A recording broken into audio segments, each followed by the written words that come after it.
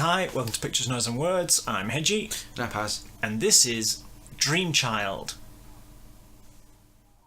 I don't know anything about it. This is one of your suggestions, isn't it? So. Yes, it's what I wanted to do.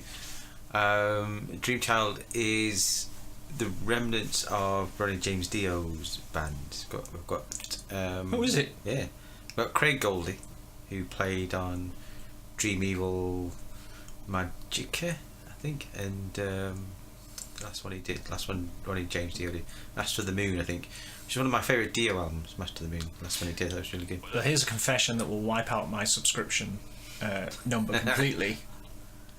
I haven't got any Dio albums. I know who Dio is. I've heard some of his songs and I quite liked them, but he's not someone I've ever followed at all. It'll be like me and Judas Priest. Yeah. Everyone will expect that I'm some kind of Dio expert because everyone is, and I'm not. So, back to you. So basically, we've got all of the some of the musicians that Dio has used over the years. Have created this new thing called Dream Child, and I thought we'd have a quick look at it. I can't remember who the singer is though in this, but I'll have a look while you.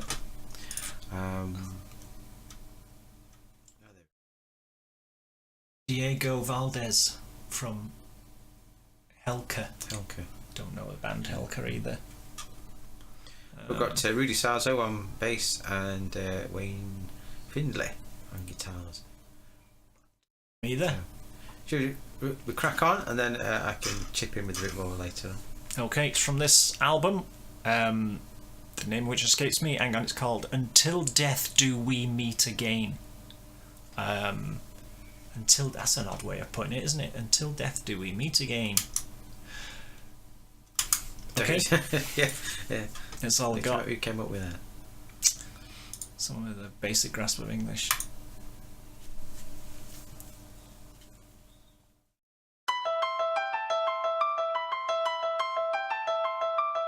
Tubular Bells.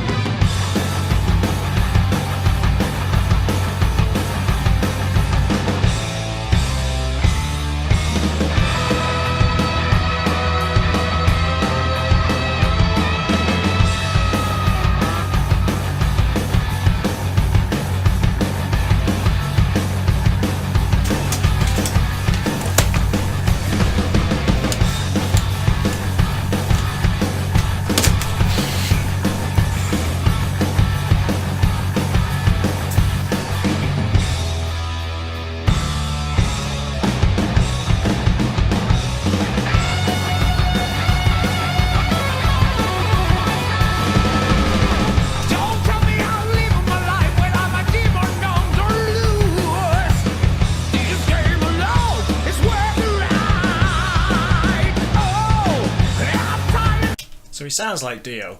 Yes, but I think they've always done that on purpose. Night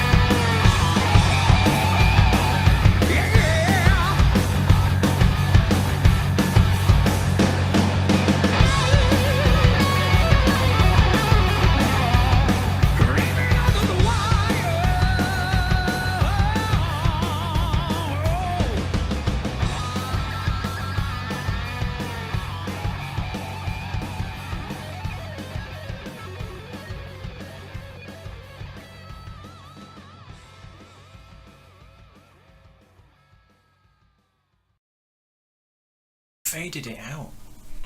That's what I was going to say. First thing I was going to say, the cardinal sin of music is the fade out, and I love Brian James Dio, but my only criticism of him is far too many fade outs in his music. That singer's got a great voice. He's got a real great metal voice, hasn't he? As a genre, this is something I've left behind. I'd have no real wish to bring it back. The old school rock. Interestingly enough, I do have that album, and because I love this song when it came out, because I've talked a few times the last couple of videos about scratching that itch, and the production's exactly the same as later Dio. It's got almost the Dio's musicians in it, so basically what you're getting is Dio, and that song really scratched that itch, and I think, oh god, I do miss him. I can absolutely understand why people who like this stuff would like it. So yeah, and I got the album because I thought, oh, that's going to be good. This is going to be sort of going to have Dio back as in some respect. And then so the second song was alright, and the next one was alright, and then it ran out of ideas really quickly, and you realise how much Brian James Dio, how good he was and what he brought to an album, because the melodies just aren't there. So this only came out middle of last year, I think. Yeah. Having said that, so I'm a member of a Facebook group it looks at classic rock and metal and stuff like that, and this went down really well with they talked really highly of this album, because it, you know, for people who are not ready to move on from this, who are stuck, I don't want to say stuck, who this is their favourite music period, it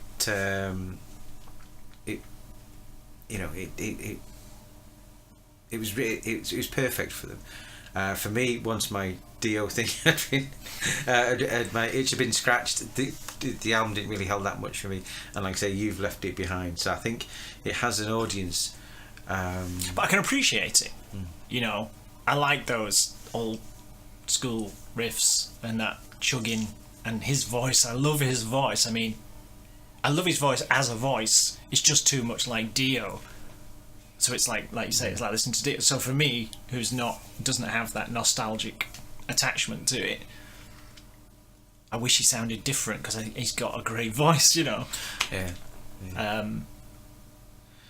So basically, if you think, oh, that was quite good, that just beware that the album, I don't think that's basically the strongest one on the album, and I don't think the album is that strong. But if you like your classic rock, then you might get a lot more out of it than I did. I wonder if our friend, friend Chezzy's got that, because I think he might like it. I think he might like it. Yeah. Bang in his kind of whatever the word term is. Because I was hoping for 10, 12 songs with all of that, so with that energy that song has, and you didn't get that. You got so the next couple sounded a bit more White Snakey, and the next one was a bit what's lighter than White Snake. My mind's gone blank. A bit Toto-y, Boston-y type. Wow. And then it's just drifting away. I wanted it all to be like that and have that that bit more of a metal edge to it, basically. Because mind you, the last Dio album, Master of the Moon, wasn't really that heavy, but had some really interesting ideas in it. But this one, it's just lacking on the ideas. And I wouldn't say a word against Dio. Is clearly a pioneer and just like Rob Halford. It's not people that I have any intention of criticising. Dio's just not something I ever latched onto, because I was never really a big fan of that kind of sound. That's it. There's no other reason for it. So when I hear it, I can appreciate it, and a bit of me goes, ooh yeah, old school kind of thing. But I can listen to a song. I would not make it through the album. Just wouldn't. Maybe if it was on my iPod and on random, so a song kept dropping in every now and again, I'd be like, yeah, for a song, and then back to something else, prog death. I don't know. But say if you're still a fan of that old school, I think they might you might get quite a lot from their album. Yeah. If you only like it a little bit like me, then once you've been satisfied, you've scratched that itch, as I keep saying. About three songs, I think I've moved on to other things. It's always nice to go back.